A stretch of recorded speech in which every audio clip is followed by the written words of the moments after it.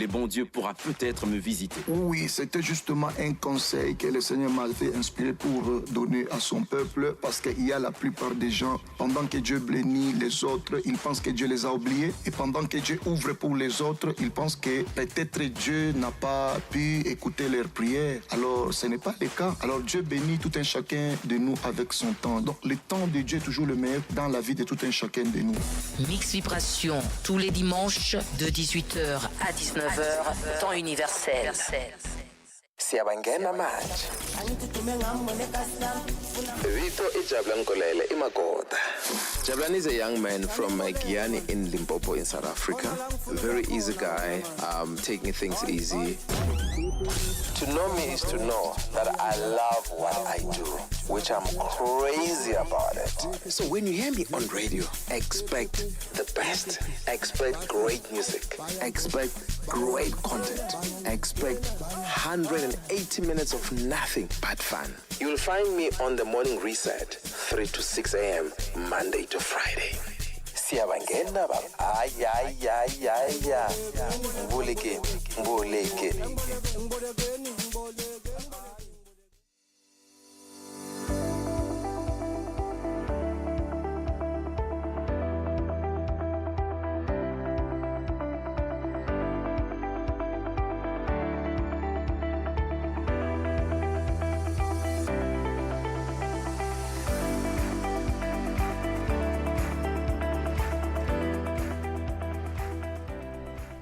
It is a very good afternoon to you, Kenya. Good afternoon, Senegal, Eritrea. Good afternoon to you, Ghana, Eswatini. Good afternoon, Africa. Welcome to Africa in Business on Channel Africa.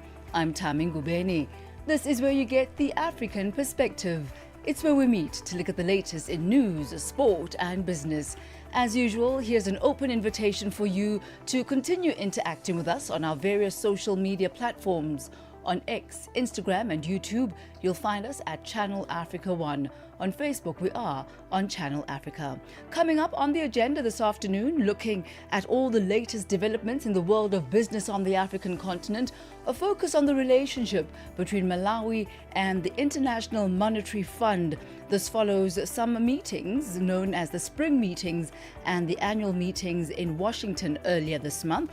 We also bring you our weekly Standard Bank Live feature, where we look at digital payments as well as the report that was recently put together, the Township Informal Economy Report, which publicly shared insights into one of the most underrepresented yet vital segments of South Africa's economy. That and a whole lot more coming up for you this afternoon on Africa in Business. Africa means business. Tune into Africa in Business with Thami Ngubeni for the future of the African economy. Channel Africa, the African perspective. We begin here this afternoon. The Stimulating Intra-Africa Trade for Regional Advancement Roundtable, known as SIAFTRA, was held today in Johannesburg, South Africa. The event, which is hosted by Daitao Africa in partnership with Fovis Mazars, brought together over 80 leaders from government, business, academia, as well as development institutes to explore ways to strengthen trade within the continent. Channel Africa's Debohang Mabange has more. At a time when African economies are working to boost trade and industrial growth across borders, SIAFTRA Roundtable in Johannesburg served as a platform for robust dialogue on how to unlock Africa's full trade potential. Hosted by Daitao Africa in partnership with global advisory firm Fovis Mazars, the event drew experts and policymakers committed to addressing barriers that continue to hinder intra-African trade. Sebastian de la Place, partner for clients and markets at Fovis Mazars, emphasized the importance of trust and collaboration between African countries. From Casablanca to Lagos, from Nairobi to Johannesburg, where businesses are expanding, building partnership and creating jobs across Africa. And the more Africa trade with Africa, the stronger and more resilient our economies become. This is not just about economic, it's about confidence and ownership in our future. Intra-Africa trade cannot succeed without trust. Trust in institutions, trust in governance, trust in each other. Former African Union Commission Chairperson Dr. Nkosazana Dlamini-Zuma told delegates that for Africa to thrive, it must prioritize trade. In the past, we thought aid was important. Now we know trade is the most important. A begging hand has no power, does it? So we must stop begging. We must trade. Now, the Africa Continental Free Trade is a very important agreement on the continent, and it requires bold, consistent, visionary leadership so that we can transform trade in Africa. But leadership, we should not think it just means presidents or ministers. It means all of us. Discussions also touched on the social and logistical barriers to trade, including, according to the speakers, rising xenophobia and costly border tariffs. Somalia's trade and commercial attaché to South Africa, Mohammed Ali, spoke candidly about the social challenges that stand in the way of continental integration. I grew up South Africa, so I learned what they call xenophobic. The civilian or the local people want and what the South African government wants is totally different. South African government wants intra-Africa trade agreement, the AU, the Africa must be one, but the population doesn't need. So now the main issue is not only in South Africa. Now I was watching in Ghana as well last week. It was also xenophobic. So how we can trade in Africa while we hate each other. He went on to highlight how border tariffs and logistical costs make it difficult for African farmers and traders to compete. The main thing is the hatred between inside Africa. It's not something can lead us to trade in Africa. That's the point. Because when the season of artable or potatoes finish in South Africa, and Malawi has the season of potatoes, which is 20 rand, to reach that Malawi potatoes to South Africa must pass more than 4 to 3 borders, which must pay a lot of money or tax. So the potatoes will reach here more than, I think, you buy 20 and then you sell here only 100 because you cannot less than that one. The roundtable concluded with a call for greater trust, collaboration, and leadership from all sectors, from policymakers to citizens, to ensure that African Continental Free Trade Area delivers tangible results. Reporting for Channel Africa, I am Lebogang Mabanke in Johannesburg, South Africa. Africa in Business on Channel Africa. It is exactly 14 minutes after 4 p.m. Central African Time. Now, South Africa's economic hub, which is the city of Johannesburg, is pushing for greater collaboration in the energy sector. Executive Mayor Dada Morero has urged City Power to partner with local businesses as well as local communities to speed up the rollout of renewable energy and microgrid solutions, while at the same time boosting local manufacturing as well as job creation. Channel Africa's economics reporter Innocent Samosa has more from the 2025 Energy Indaba in Johannesburg. The discussions at this year's City Power Energy Indaba focus on energy security, grid resilience, renewables and local development. Held under the theme Powering Johannesburg's Sustainable Future, those behind it says it aims to drive practical solutions for the city's energy challenges. Chairperson of the City Power Board, Makosini Kadodi. This Indaba is designed to be practical. Today, we showcase community outcomes and technological direction. We will demonstrate how solar high-mast lighting restores safety in public spaces, how solar farms can power neighborhoods, and how electric mobility is becoming a real option for our city. We will hear how battery energy storage and vehicle-to-grid innovation can improve reliability and energy security. Meanwhile, Johannesburg Executive Mayor Dada Morero says the city's duty goes beyond simply providing electricity. It's about ensuring stability, opportunity and progress for every community. The future of City Power. To achieve transformation at the societal scale, City Power must evolve from a conventional distributor to a public innovation platform, a catalyst for low-carbon energy. And that would mean integrating digital grids and AI-based load management to improve efficiency, introducing peer-to-peer trading models where residents and businesses can sell surplus energy. He says all this can be achieved with partnership and collaboration. The future must be democratic in ownership and diverse in generation. This is what energy democracy means in the South African context. It is not about replacing one monopoly with another, but about building a decentralized ecosystem of public, private, and community energy producers. The mayor says vandalism of infrastructure remains a long-standing issue. Well, we need our communities to help us. We need to condemn vandalism as much as we can because it affects our infrastructure and our inability to implement. We also have zama-zamas in some of the areas who are also impacting on our infrastructure. So law enforcement agencies, whether it's our own JMPD and our police, from time to time are trying to push back against vandals who continue to affect our infrastructure. If we make a call to scrap yards and all those not to buy any of those that are brought to them by these vandals, it will help us go a long way. The energy in Indaba continues for the next coming 2 days. For Channel Africa News, I'm Innocent Samos in Johannesburg. Darubini ya Afrika na I am Henry Shakif. Katika kutazama mwili wa aliyekuwa waziri mkuu wa Kenya Raila Odinga baada ya kuwasili kutoka nchini India. Kwa nini tukio hili limetokea?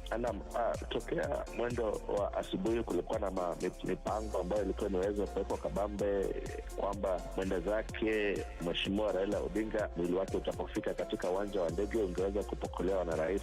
Lakini kule kukakuwa na wananchi ambao walikuwa wengi zaidi ambao walivunja kingo na kuingia katika uwanja wa ndege. Umati mkubwa wa watu umekuwa kimlilia toka taarifa zake za kufariki hayati Raila Odinga. Pengine Raila Odinga atakumbukwa na nini katika taifa la Kenya? Watu wengi watamkumbuka Raila Odinga kwa kupigania katiba ambayo nchi ya Kenya iko kwa sasa. Alijaribu kupigania pia demokrasia. Darubini ya Afrika kila Jumatatu hadi Ijumaa kuanzia saa 11 kamili hadi saa 12 kamili jioni majira ya Afrika ya Kati. Africa means business. Tune into Africa in Business with Thami Ngubeni for the future of the African economy. Channel Africa, the African perspective. It is exactly 19 minutes after 4 p.m. Central African time as we turn our focus now onto Malawi. The International Monetary Fund says it had productive talks with Malawi's new government. This was during its annual spring meetings and the annual meetings held in Washington earlier this month. This is at the Southern African economy country looks to secure a new lending program after its IMF program was terminated, you will remember, in the month of May, following its failure to restore macroeconomic stability. The global lender, in its Sub-Saharan Africa Regional Economic Outlook for the month of October 2025, raised a number of concerns about the widening gap between Malawi and other economies in the region. For more on this, we joined this afternoon by Chifipa Mhango, Chief Economist and Director of Economic Research and Strategy at the Dawn Consultancy Group. Good to have you with us once again, Chifipa. Welcome. Good afternoon to you, Thami, and good afternoon to your listeners across the continent. So when we look at Malawi's performance, and especially in relation to its peers, this is something that the IMF highlighted as well.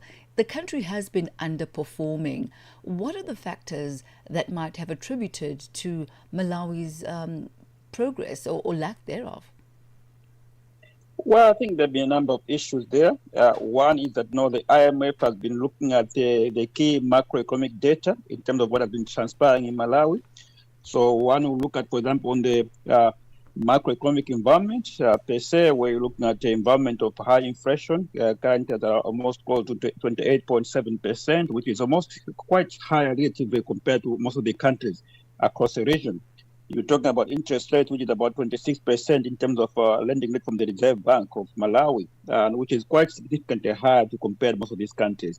But you're also looking at other factors such as the trade composition of Malawi, which has all been on the negative side in terms of if you compare imports and exports into the country. You are also looking at, for instance, the what you can define as the government debt to GDP, which is quite significantly higher at 87.7% compared to most of these countries. But also it's a country which has been managed on a budget deficit for a number of years per se. So I think looking at all these fundamentals and the weak growth in the economy, remember that the size of the Malawi economy is just around 14 billion US dollars. So when the growth rate is below 2%, obviously it does not have a major impact in terms of the patterns of growth in the country with regard to uplifting the country from the poverty environment point of view, but also on income levels. So the country, I think, has faced those kind of challenges, which are reflective in terms of the macroeconomic numbers or data, which IMF is actually doing the comparison. When we look at some of the key performance indicators in Malawi's economy and areas of potential growth, there's agriculture, which still remains the backbone of the economy. The services sector there, according to a report by the African Development Bank, accounts for around 55% of value added, and then agriculture 31% and manufacturing 10%. But then also there are natural resources that Malawi has for export. There's tobacco, there's tea, there's sugar. What is it that needs to be done with the assets that Malawi has, and how can these be used in order to accelerate the economic growth in the country? Well, I think as a country being an agro-based economy, what has lacked in Malawi is a very additional part of it. So the industrialization process in Malawi has been weak for a number of years. So it's a matter of trying to develop incentives, but also from the financing point, but also in terms of encouraging conditions for investment into the country. Be it on the tobacco side, for instance, one has to look at, say, what is the tobacco used for when it's actually exported out of the country. So you tend to look at key elements that can actually be produced from the raw materials which are in the form of agriculture-based products in Malawi.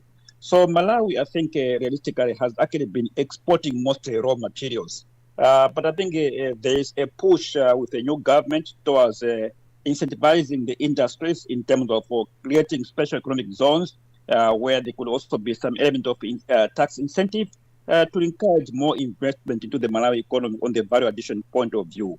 But I think also on the mining side, there's just been also an issue of a directive by the new government in terms of banning of raw material exports in the mineral sectors of Malawi, so that now there can be more value beneficiation of the Malawi products from the mining perspective. So I think there's some element of encouragement, which maybe in a way, it is a story which the IMF is now buying with regard to how the new government is actually positioning itself in terms of resetting the Malawi economy from the low growth to high growth. And let's take a look at the impact that the global economic environment could actually be having on Malawi's chances of recovery as everyone looks inward. We've been talking about what needs to be restructured inside of Malawi. You spoke about, the incentives, you spoke about the budget deficit, etc. But what are the external factors that are contributing to Malawi's malaise? Well, I think there's quite a number of them from the external factors per se. I think globally, the market of Malawi is more on the African region, but also there's opportunity to grow the Malawi market into the Asian economies. So I think there's a number of products which are quite high on demand in the Chinese economy, for instance. So new trade negotiations with regard to market entry for Malawian products into the Asian market, I think will remain key in this process. But also encouraging more foreign direct investment from countries like China or some of them in the Asian market in terms of encouraging business community to actually look at investing directly in the Malawi economy, will also play a significant role in terms of changing the landscape of the Malawi economy from a consumption import-driven economy to more of an exporting but also investment-driven economy. So when we look at the infrastructure in the country, I'm talking electricity, transport, the rural areas, etc., that still remains very much underdeveloped. And on the flip side of that, the high rising public debt burden that the country has, is not one that would encourage any sort of public lending. How does the country balance that? Where will they be getting the funding in order to develop the infrastructure, which would then in turn develop and stimulate the economy? I think the first thing that Malawi has to look at is to deal with the issue of corruption. The country is losing billions of kwachas in terms of money being lost to corruption. Corruption which is not only localized but also externalized in terms of expenditure. There have been a number of cases which some of them are still hanging there in courts of Malawi in terms of externalization of the expenditure in Malawi, which has been let out of because of corruption. So if you do that, you find that, for instance, Malawi per se has been losing almost 200 billion on a monthly basis towards corruption. So already there you can see that where the funds can be coming from if you deal with issues of corruption in government. But also the element of efficiency in the procurement processes. When you look at some of the organizations which have actually been engaged in terms of infrastructure investment in Malawi, there have been some weakness in terms of deliveries. So one has to look at creating an environment where there's an element of efficiency in the procurement process, but also having the right institutions in terms of supporting the development process of Malawi on the infrastructure side point of view. But I think there's also goodwill from the development partners in Malawi with regard to trying to assist Malawi in terms of infrastructure investment. We've got so many programs in Malawi on the energy side, supported by the donor community, but also on the infrastructure side, on the railway side, for instance, supported by also some of the DFIs on the continent, like the African Development Bank. So Malawi has got a number of initiatives taking place with regard to supporting the development process in the country. Well, thank you very much for putting all of that into perspective for us this afternoon. A bit of a positive report described as productive as far as the IMF is concerned, with the meetings that they had at the spring meetings and the annual meetings being held in Washington, D.C. Earlier on this month. We thank you once again, Chifipa. Always a pleasure. Thank you very much, Thami. Thank you. That's Chifipa Mhango. He's a chief economist, also director of economic research and strategy. Thank you. Have yourself a great one. And he's with the Don Consultancy Group. He takes us to exactly 4:30 Central African time. Let's head over now to our markets desk, followed by the latest from the sporting desk with updates from the market indicators with Buntle Hetbosch. Are you fluent in French, Chinyanja, Portuguese, and Kiswahili? Are you passionate about radio? And are you looking to work in South Africa? Do you have papers that qualify you to work in South Africa? In that case, we might have an opportunity for you to work for Channel Africa. Send us your CV and demo at newsroom@channelafrica.co.za. Remember, if you don't hear from us within 14 days, it means you have not made it or you have not been selected. Channel Africa, the African perspective.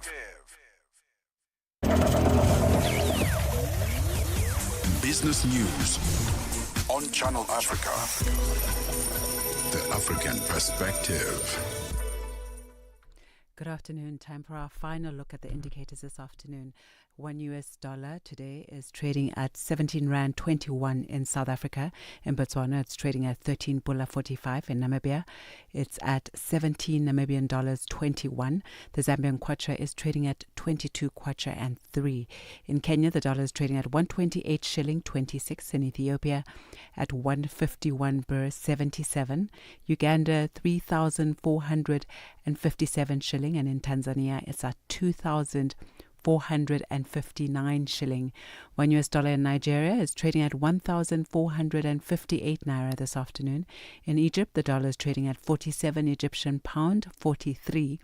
In Tunisia, it's trading at 2 dinar 91. Algeria, 129 dinar 36. In Morocco, the dollar will cost you 9 dirham 13. In Angola, it's trading at 912 kwanza, while the Congolese franc is trading at 2,201 to the US dollar. Looking at commodities, gold is trading at $3,928 per ounce, platinum at $1,546 per ounce, while Brent crude oil is at $64.81 a barrel. Those are your indicators. For any business stories you'd like to share with us, please send an email to newsroom@channelafrica.co.za or call us on +2711 714 4459. For Channel Africa Business, I am Bontle Hetbush.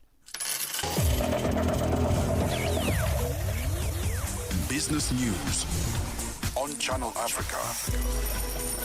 The African Perspective. And for the latest from the business of sport, a very good afternoon to you, Musibudi Makura.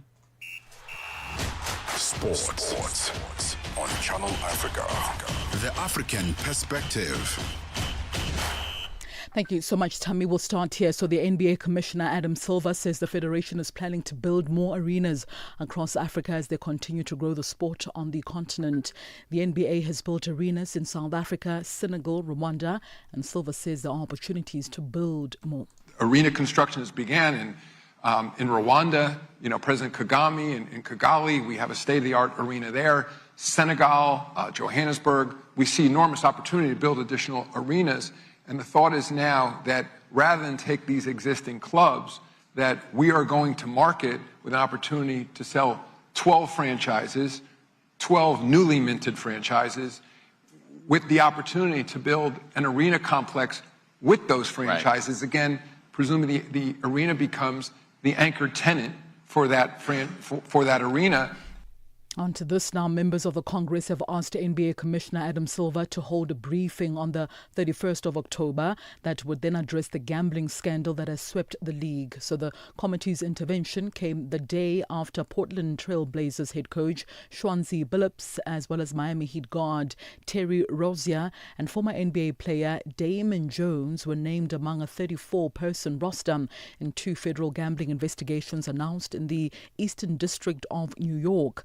The letter outlines 5 demands, including clarifications regarding betting practices involving players, coaches and officials, as well as actions the league plans to take to limit the use of inside information for illegal purposes. It also asks to assess whether the current code of conduct for players as well as coaches effectively prohibits illegal activity, and also to explain whether and just how the NBA renegotiates the terms of its partnership with sporting betting companies, particularly DraftKings, as well as FanDuel. Onto this now, Turkey's Football Federation will launch a disciplinary action against referees found to have bet on football matches after discovering that hundreds of them had betting accounts. That's according to the president of the federation. So that President Ibrahim Hasuganogu said a federation probe based on data from state institutions revealed that 371 out of the 571 active referees in Turkey's professional leagues had betting accounts, and 150 of them were actively gambling. He also said some referees had placed a staggering number of bets, with one betting 18,227 times and 42 referees having bet more than 1,000 football matches each. Now, others were found to have placed bets only once. So under Article 57 of the Turkey Football Federation's disciplinary code, those found guilty of betting on football matches face bans ranging from 3 months to 1 year from officiating or football-related activities. Onto this story now. Portuguese Premier Liga club Sporting CP have raised about $261 million in an effort to support its major redevelopment project for the Estadio José Alvalade. Now, Sporting disclosed that the club's biggest bond sale to date in a filing of the Portuguese Securities Market Commission. Now, the bonds have been issued through Sporting Entertainment, a subsidiary that was formed formed back in July with the goal of managing all commercial assets as well as operations relating to Alvalade. Now, JP Morgan Chase & Co. have organized the sale, with the bonds carrying a fixed annual interest rate of about 5.75% and said to mature in about 28 years. Sporting noted that the bond sale was heavily also oversubscribed. And finally, back home, celebrating his Joburg debut this coming Sunday at the Marks Park Sports Club, the Boxer Super Run, South Africa's most social 5-kilometer run, is set to make an impact with an impressive $8.6 thousand US prize purse. Now, the winners of the elite men's as well as elite women races will each claim a remarkable $1.1 thousand US in prize money. The 5-kilometer distance remains a crowd favorite, and it's fast-paced. It also demands a great deal of endurance as well as race strategy. Now, this combination of speed as well as tactics creates a thrilling contest for elite athletes. So with a substantial prize purse on offer, the organizers are also expecting world-class performances and an unforgettable display for the spectators. And with that, is a wrap from the sports desk at the Sawa. For any sports stories you'd like to share with us, remember to send us an email to newsroom@channelafrica.co.za. Alternatively, give us a call. The newsroom line is +27 11714 4459. For Channel Africa Sport, I am Musibudi Makura. Sports on Channel Africa. The African perspective. Africa in Business on Channel Africa. It is exactly 37 minutes after 4 p.m. Central African time. Thank you to our market indicators as well as our sporting desk. We certainly will be bringing you more updates right here on Africa in Business come tomorrow. Our focus once again on the G20. The G20 countries have been encouraged to use technology to safeguard whistleblowers. This is after a G20 and B20 side event was held on the first day of the G20 Anti-Corruption Working Group meeting. This was held at the Kruger National Park in Mpumalanga, South Africa. Protection of whistleblowers was also identified as a cornerstone of effective anti-corruption. Mtobisi Mkalepi reports. A 3-day G20 Anti-Corruption Working Group meeting is underway in Skukuza, Kruger National Park. Protection of whistleblowers is among the key issues discussed.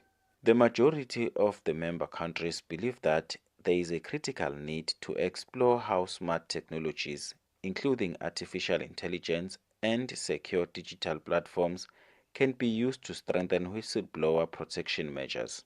B20 Integrity and Compliance Task Force Deputy Chair Ashley Theophanides says technology can help to reduce certain barriers that prevent people from becoming whistleblowers. The integration of these digital tools enhances the security, the anonymity of whistleblowers, and fosters a culture of transparency and trust, which of course encourages more individuals to come forward with crucial information without fear of retaliation.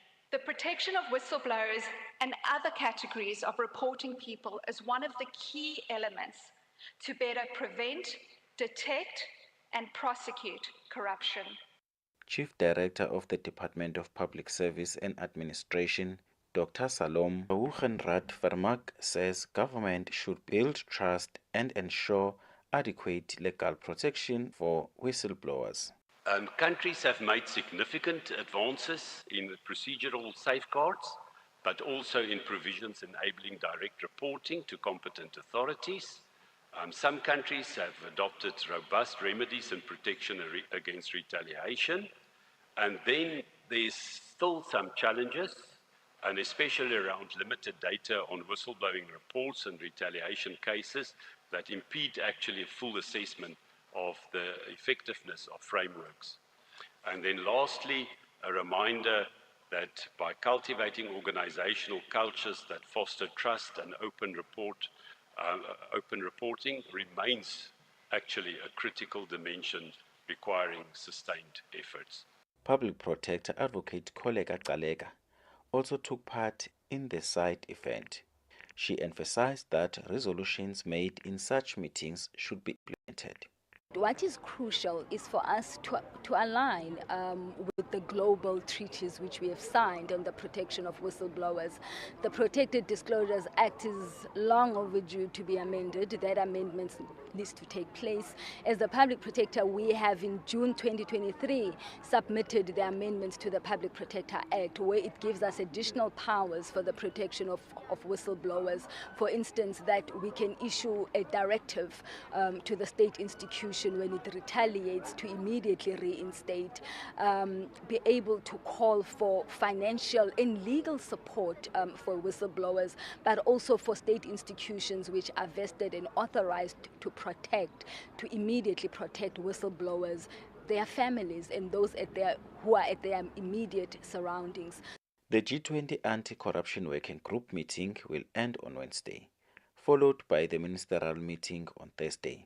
I'm Thobisi Mkhalipi for SABC News at the Kruger National Park. Connecting Africa to the world. Africa in Business with Thami Ngubeni brings you the latest insights on Africa's economy. It is exactly 4:41 Central African time. Now, China and the Association of East Asian Nations, ASEAN, signed an upgraded free trade agreement, an FTA, expanding cooperation into the digital and green economies. The deal, which is known as the ASEAN-China FTA 3.0, is set to strengthen Beijing's economic influence in Southeast Asia, just as it faces escalating U.S. trade tariffs.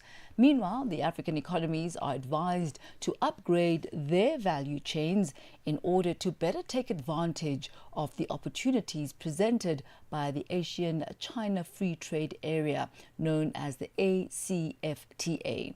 For more on this, we're joined this afternoon by Dr. Emmanuel Matambo, and he's a research director at the Center for Africa-China Studies at the University of Johannesburg in South Africa. Very good afternoon to you, Doctor. Good to have you with us. Welcome. Good afternoon, Thami, and good afternoon to your listeners. Thank you for the kind invitation.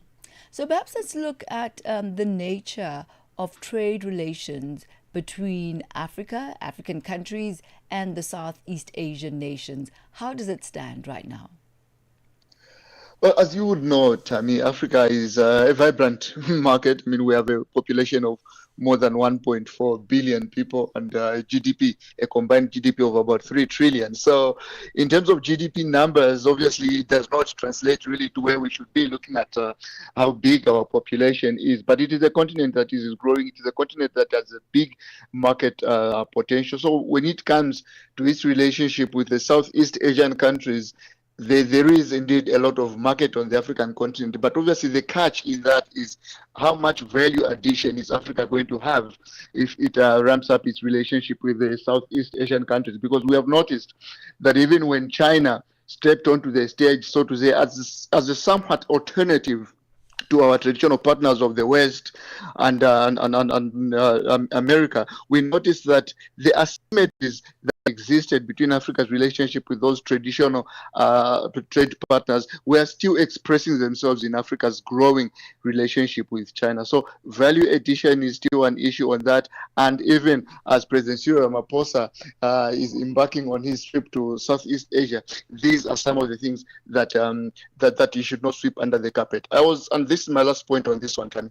I was very heartened last year, preceding the Forum on China-Africa Cooperation, when President Cyril Ramaphosa was in China, and he talked to President Xi Jinping quite frankly about the trade deficit that South Africa was running in its trade imbalance or balance with China. So that kind of frankness is exactly what will be needed as well, even in terms of Africa's relationship with the Association of Southeast Asian Countries. And on that very point, I mean, you've just described the nature of imports from the Asian nations to Africa, as opposed to the continent's exports to these Southeast Asian nations, that deficit, that trade deficit, that imbalance, and the fact that Africa has to add more value and bring more value to this relationship. But what exactly does this indicate about the trade balance and the risks associated with that? The elephant in the room when it comes to that, obviously, is what has been happening in the United States since Trump returned, and the tariffs that he imposed on all countries, including his allies, such as Canada, by the way. So that has kind of heightened the reputation of Southeast Asian countries as alternatives, so to say, to a very unpredictable United States of America. And this will be of mutual benefit, by the way. If we look at countries such as Vietnam, a considerable fraction of its furniture was going to the United States. That obviously has been done away with now with Trump's tariffs, some of them which border on being embargoes. So yes, indeed, there is a lot of mutual potential for both parties. Africa has a lot of teething problems in terms of our industrialization. Apart from South Africa, industrialization on the rest of the continent is still in its infantile stage. So that obviously is a stage that is inevitable in order for us to increase our value addition. As it stands right now, yeah, we are still exporters of raw materials and importers of finished goods. Now, looking at where South Africa stands, the country is now a sectorial dialogue partner of ASEAN, and this clearly gives it an advantage for expanded exports to the large Asian market. But let's look at the other countries on the African continent and the other regions. Which would you highlight as those who have benefited from deeper Asia-Pacific trade integration? This is besides South Africa. Well, besides South Africa, obviously, you'd have to look at the continent's giant, the two other BRICS members on the African continent, that is Egypt and Ethiopia. In West Africa, you'd look at countries such as Nigeria. Now, in all this conversation, obviously, we also have to look at another country that has close relations with Asian countries, but that is not a member at the moment, and that is the country you started with when you started the conversation, that is China. So Africa's relationship with the Asian countries also have to be taken into consideration, the relationship that China has with both parties, Asian countries and African countries. I was a bit happy that China has now signed the 3.0 deal with Asia. And it's not the first of its kind. It also signed a similar deal in 2010, where free trade of some sort was kind of imposed between China and the Asian countries. So that is the sort of arrangement you would want to see, even as Africa interacts with both Asian countries and China. So at the moment, yes, the big economies of Africa have been the ones that have benefited from a closer relationship with the Asian countries. Smaller countries on the African continent, especially if you look at the subcontinent, have not always had that outward look, especially towards the Asian countries. It is either the much smaller countries either have close trade relations with their former colonies, the United States of America, or in the part of Southern Africa with South Africa. Let's look at the biggest growth opportunities that could exist for Africa in the Asian markets, let's say over the next 10 years. Well, there's a lot to be said over the next 10 years. We are talking about issues of just energy transition. South Africa's energy transition at the moment is being sponsored considerably by the European Union, specifically Germany. It is pumping billions and billions of rands into that. So there is also a possibility of that being garnered from the Asian countries. We can look at issues of digital services. We can look at issues of e-commerce.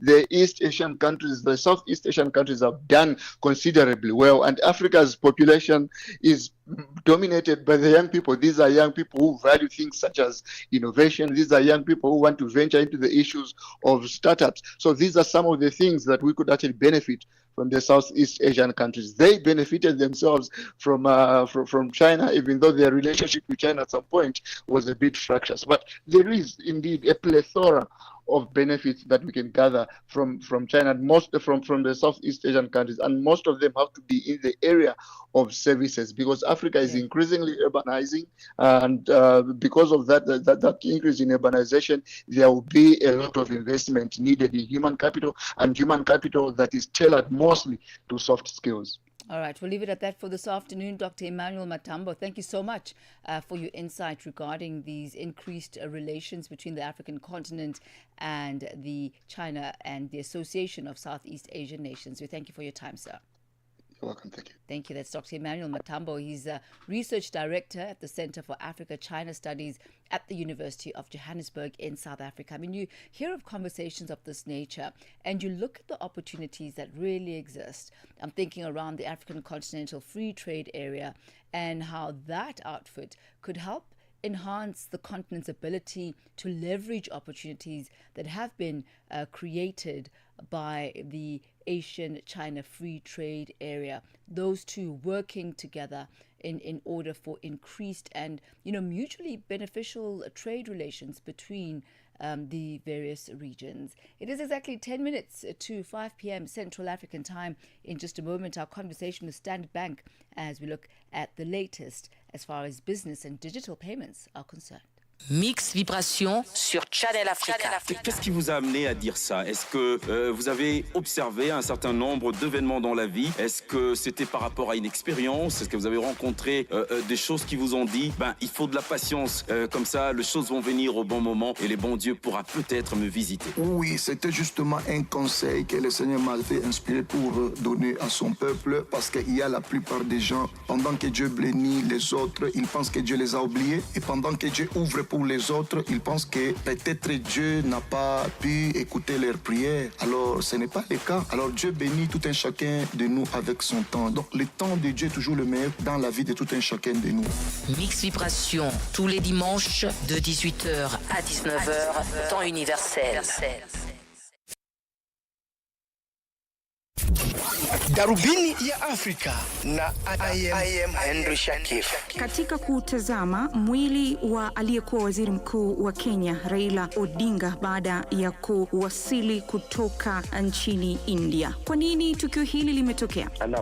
Tokea mwendo wa asubuhi kulikuwa na mipango ambayo ilikuwa imeweza kuwekwa kabambe kwamba mwenda zake Mheshimiwa Raila Odinga mwili wake utapofika katika uwanja wa ndege ungeweza kupokelewa na rais, lakini kule kukakuwa na wananchi ambao walikuwa wengi zaidi ambao walivunja kingo na kuingia katika uwanja wa ndege. Umati mkubwa wa watu umekuwa kimlilia toka taarifa zake za kufariki hayati Raila Odinga. Pengine Raila Odinga atakumbukwa na nini katika taifa la Kenya?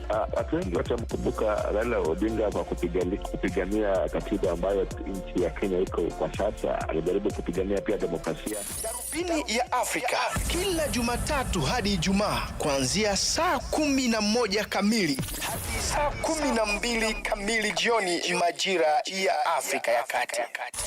Africa in Business on Channel Africa. It is exactly 4:53 Central African time as we focus on a report that was recently released. It's called the Township Informal Economy Report, and this was released by Standard Bank.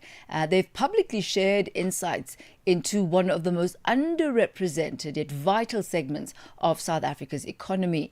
The research, which was conducted across 5 provinces, provides a rather detailed picture of township-based enterprises. It focuses on the contributions that they make to employment, as well as the resilience that they really need to have as they face the challenges that are perhaps unique to them as a demographic. Also looking at the opportunities that exist in unlocking growth within the township economy. Muzaffar Nagvadari, Executive Head of Merchant Solutions, Sales and Service at Business and Commercial Banking South Africa and Standard Bank Group, joins us to unpack this further. A very good afternoon to you, Muzaffar. Good to have you with us. Good afternoon to you, Thami, and to your listeners. I don't know if this was a surprise for you, but you could perhaps better enlighten us. One of the things that came out from your report is that digital options, yes, they do exist, but despite this, cash still remains king. It still remains the primary method of transaction in the townships. And was this a surprise for you? And why hasn't the digital payment revolution reached the township consumers? So I think from my side, Thami, once again, from what we've seen, as far as the report is concerned, the appetite does exist. There's obviously a crucial finding. What's preventing the mass adoption, I think, goes beyond some of the challenges, like I've indicated from a cash perspective right now. Once again, there's been several challenges that we've seen, within the space. One definitely being, the total cost of ownership, where businesses obviously worry about transaction fees, data costs for connectivity, maintenance, things of that nature. Secondly being, some of the concerns around the safety concerns in the informal economy, for example. Physical security is a major consideration right now. And I think business owners are concerned, about not just getting cash, but also the security risks associated with having visible, high-value point-of-sale technology.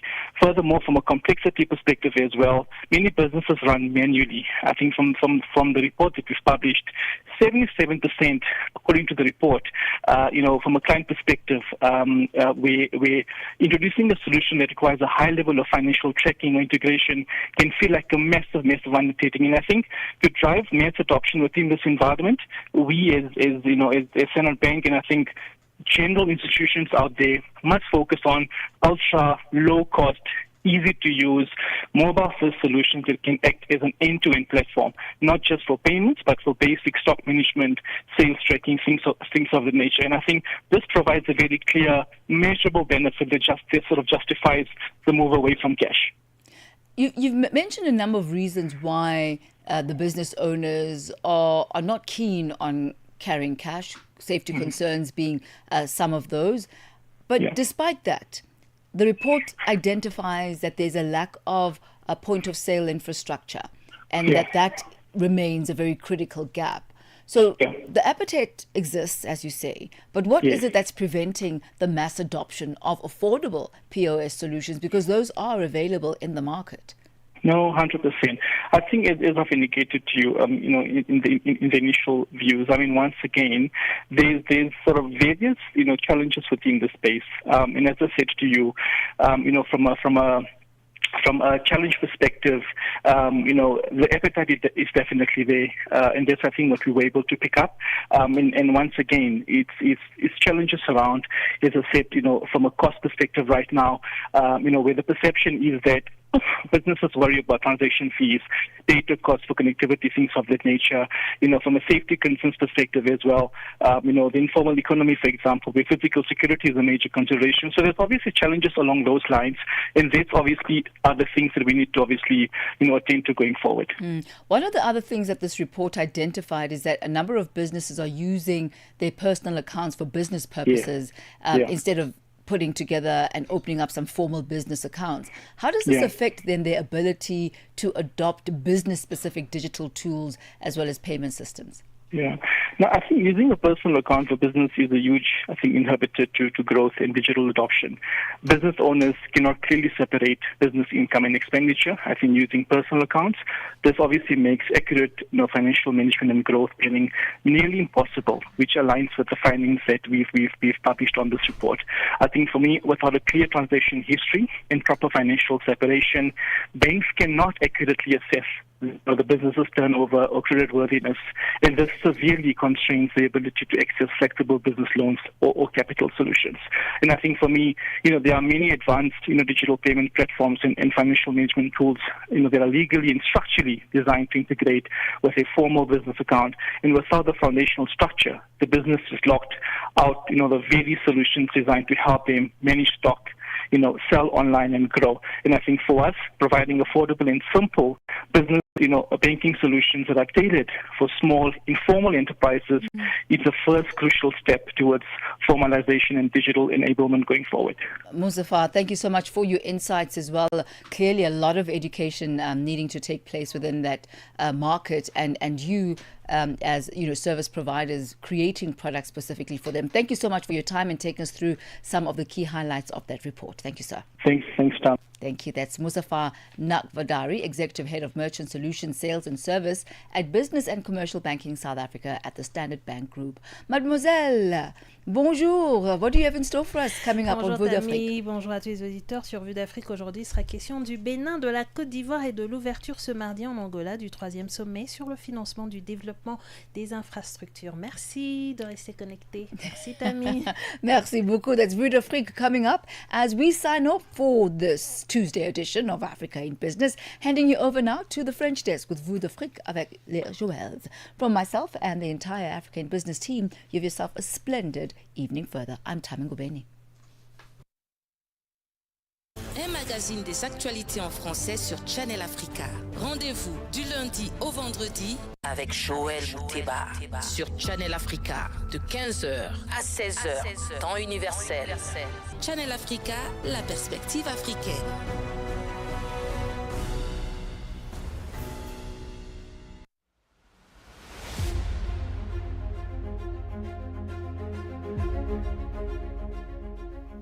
Bonjour à tous et excellentes conditions à l'écoute de Canal Afrique, la perspective africaine de l'information qui émet depuis nos studios d'Auckland Park de Johannesburg en Afrique du Sud.